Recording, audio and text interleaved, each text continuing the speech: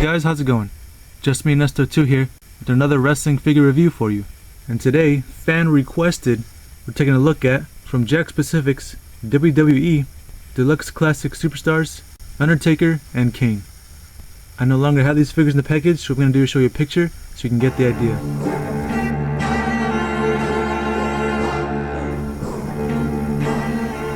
And here they are, just aching to be reviewed. Undertaker and Kane, some of my favorite wrestlers of all time, both of them. I remember when Undertaker first started, back in 1990, that Survivor Series match. I was a little kid, so I was just kind of like, who is this guy? He looks creepy. I remember my cousins, we all watched it together. My cousin's little sister would be scared of him anytime he was on screen. But yeah, Undertaker, one of the best. I said Bret Hart was my favorite, but Undertaker could be number 2, right under him.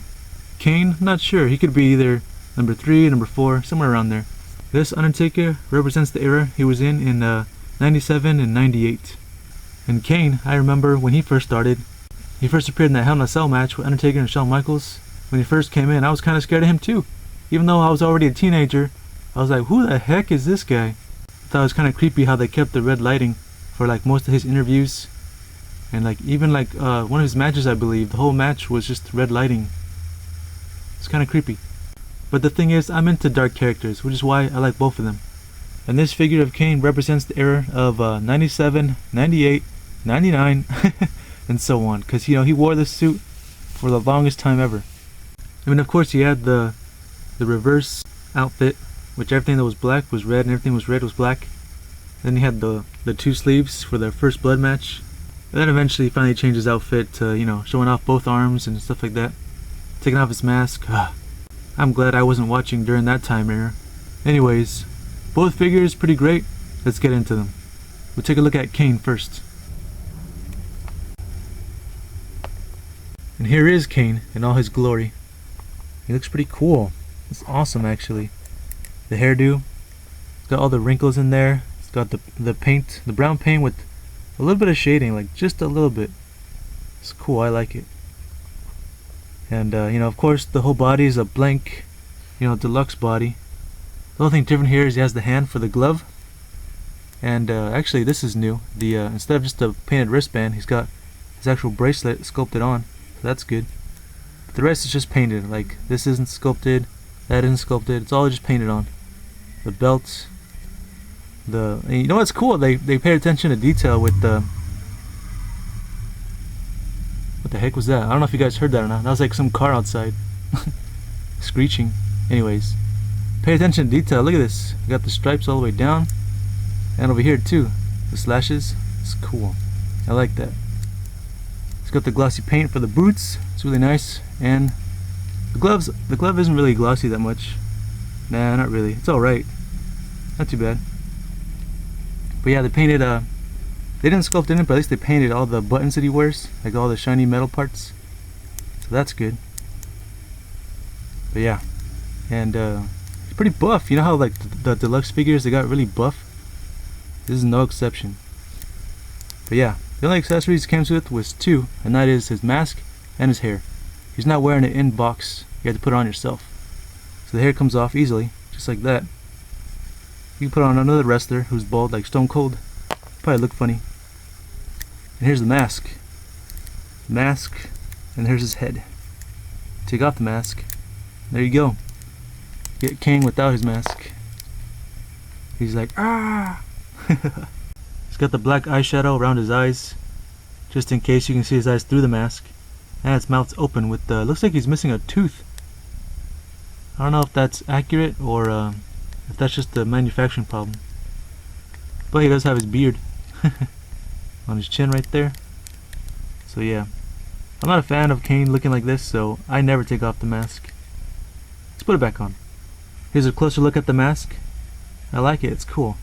I think maybe the eye holes needed to be a little bit bigger, but it's not a big deal. But yeah, you can see the inside right here. See that part right there? That goes in his mouth right here. Kind of like I don't know if it's boxing or what they do, but they put something in their mouth. So right now that piece is in his mouth right now, and that's why it stays in place. So that's cool. You can put the hair back on. Most figures, when they have removable hair, they're too big. And this one's a little big as well, but it's not too bad. It's not distracting. There is one thing I find inaccurate, and that's the knee pads. Right here. Kane did not wear knee pads, and if he did, he wore them underneath, inside his pants. But these are over his pants, covering the design of the pants. But the thing is, I don't find it a big deal on this figure, only because I took these off one time. That wasn't easy, by the way. And it just makes his legs look really skinny when it gets to those knee joints, so I'm fine with the knee pads. Makes his legs look bigger and stronger, because Kane's a big guy. He doesn't need no skinny legs. Anyways, articulation wise, all I can do, he does have a ball jointed head, but he will be limited due to the hair. So you can turn left and right just fine. Can he look up? No, he can't. Can he look down? Sort of. Not much of a difference. That hair just limits him. Whatever, it's not a big deal. This is that pin and socket at the shoulders, can go all the way up, all the way down, side to side, but it's really stiff. Bicep swivel, if I can get to it. There we go. Bicep swivel right there. Single jointed elbow, wrist swivel, and because of the glove, he only has wrist swivel. It doesn't have the hinge that oh man, so stiff. Like this side. This side doesn't have the glove, so not only does it have a swivel, but it also has a hinge at the hand. That's what happens when you put a glove on his hand. You can lose that articulation. Alright, ab crunch works right there. Looks down a lot. But can he go back? No, it doesn't go back at all actually. I didn't even know that. Strange. Ball joints at the hips right here. So he can go up just fine. He can go back a little bit hindered due to his ass. And side to side just fine. It's awesome. And upper thigh cut right there. Double jointed knees, a little bit hindered due to the knee pad, but still pretty good. And nothing at the boot but at the ankle. Cannot go forward but can go back like this. And swivel. No ankle rocker. So that's it for Kane. Up next we got the Undertaker himself. The Lord of Darkness. The Phenom, he looks awesome. And some car outside has loud music. I hope you guys can't hear that. Anyways, figure looks awesome. Here he is in all his glory. Here in his big long coat. His only accessory, by the way. And it's made of like this, material. It's like cloth slash, I don't know, some kind of fabric. It feels like it could be leather, but it's not. But it just feels and looks like it, so that's cool. Of course, they painted on the metal parts that would be on his coat, so that's nice. They could have just left it black and would have been passable, but the fact that they did it, it's cool. Extra mile done. It's awesome. Got the design on there, and he wore this. The first time he wore it was at WrestleMania 14 when he fought Kane for the first time. You know what? This is basically what this match represents. This pack when Undertaker fought Kane for the first time, one-on-one. That's cool. Yeah, he wears this, that's how he wore it when he came out to the ring. Or you can just put it down like this if you want, if you don't like it. Or also because he did do it later on that same year when he rejoined with Paul Bearer to start the Ministry of Darkness before he did the whole beard thing. When he switched it up, he put this down like that. Anyways, it does come off right here. Comes off like that. 2 parts right there. And you just take it off. Like as if you would your own clothes. And to be honest, this material is a lot better than what Mattel was doing for a long time. I think they still do it too, where their coats are like just this thick plastic and you could stand it up by itself. Hey, this one can stand up too. But at least look at it, you can bend it just fine. The figure can pose in it, he can move. The other one you could like actually hit somebody as a weapon. Anyways, here is the Undertaker himself. And he looks cool. I like him. He same thing like Kane. He has the blank body of a deluxe figure. The only difference is the gloves here and his head, of course. That's about it. He's wearing the elbow pads that he did wear. They are removable if you want to take them off. He's got the tattoos painted on, so that's cool. They're not too dark though. Thought they'd be darker, but it's not a big deal. At least they're on there. But yeah, and the rest of them is just painted on. Like the shoulders, they're not sculpted on. They're just painted right there. You could tell. Same thing with the chest piece right here, where it has the X thing with the kind of like buckles or something. Same thing, they're just painted on. I think it would have been cooler. Same thing on the legs here. I think it would have been cooler if they actually sculpted them. But what are you gonna do? It's not a big deal. At least it's painted on. Nothing would have been just plain dull. But yeah, even they painted it back here too. So that's nice. I do have a few gripes with this figure. One of them being his head. Head looks good actually. The likeness is really good. But his expression is just fine as well. His hair is really good as well. But his head just seems a little big, like bigger than usual. When I do a size comparison, you'll see what I'm talking about. Anyways, the hair is really nice and straight. I hope you can't hear that. There's people getting out of school next door. It's really annoying. Yeah, nice and straight, slick. It's really nice. He's got the beard. His eyes look good. And another gripe I have is the gloves. Gloves are inaccurate. Yes, the Undertaker wore fingerless gloves that were black back then, but it did not have any kind of padding on it, like it does here. These look like they're just Undertaker generic hands from the time era that they were making this figure. When Undertaker came back fighting, I don't know, Randy Orton, CM Punk, all those people, he wore gloves like this. After, during the American Badass, after that, he wore it too. But this time era, he did not wear these gloves.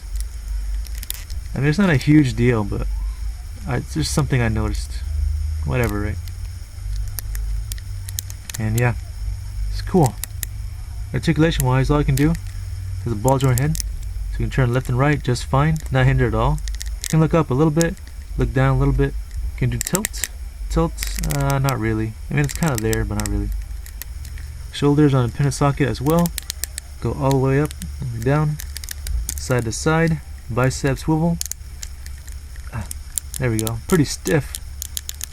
Single jointed elbow. A little hindered by the elbow pad, but you can always take it off if you want. Hinge. Will swivel at the wrist and hinge at the hand, but it's kind of loose. Even when I just bought it, it was loose. That's kind of annoying. Really stiff shoulders. Ab crunch right there. Really stiff as well. So you can look down quite a bit, but you cannot look up. I wonder why.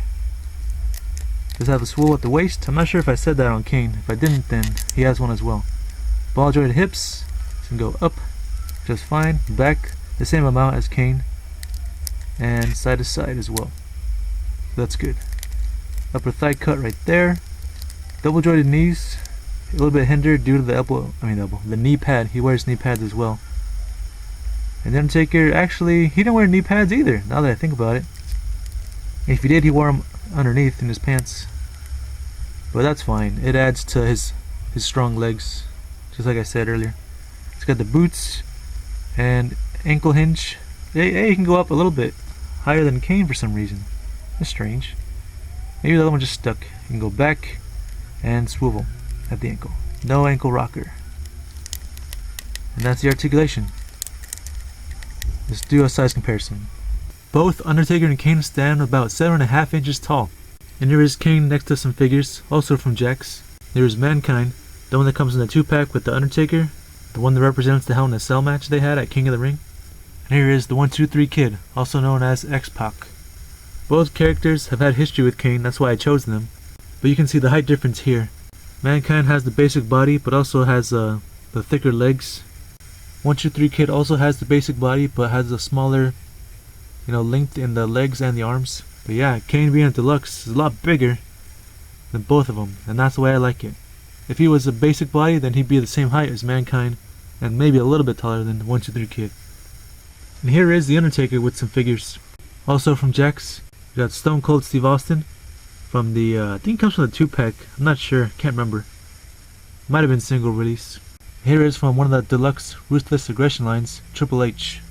You can see the Undertaker is still bigger than both of them. Austin looks pretty small with the basic body, but still muscular. Triple H with the muscular body and deluxe body, but he's still shorter than the Undertaker for some reason. Which is good because the Undertaker is taller, so I like that. Both characters I've chosen yet again have a history with the figure, Undertaker here, and that's why I chose them. Also, if you're curious about Mattel figures up against this Jakks Deluxe figure, here we go. You got basic body Randy Orton, and in Elite style, whoever this guy is, one of the Shield guys. I don't know his name. I don't watch wrestling these days. So my final thoughts on these figures, they're awesome. I love them, in fact. They're some of my favorite figures of all time, including, the movie figures, Marvel, the DC, Power Rangers, Ninja Turtles. Not just my favorite wrestling figures, but also in general. They're up there. They're pretty accurate to that match, WrestleMania 14, their first match against each other. Got some good articulation. Being deluxe is good for both of them because they're big characters. And since I don't watch wrestling anymore, this is the best time era that they were in for me. Undertaker before he was in the Ministry of Darkness. Kane before he starts changing up his outfit. Whenever these two guys came out together as the tag team, I always thought it was epic. They always beat the crap out of everybody. See gorilla press slams everywhere, choke slams here, tombstone there. It's really cool. Double choke slam, spike tombstone, it's awesome. The Brosthers of Destruction, they're epic. If I were to rate these figures, I'd give them a 9 out of 10 each. The only thing that would make them a 10 would be a little more sculpting details, like on their costumes. But it's not a big deal. But 1 point gets knocked off just for that. So a 9 out of 10, that's really good. At least for me. I don't give a lot of figures that rating. But yeah, that was my review on the Jakks Pacifics Classic Deluxe Superstars Undertaker and Kane 2-pack. I hope you guys enjoyed it, and especially you who asked for it. Alright guys, remember I upload videos every Sunday morning and sometimes on Wednesday. Hope to see you in the next video. Alright, thanks for watching.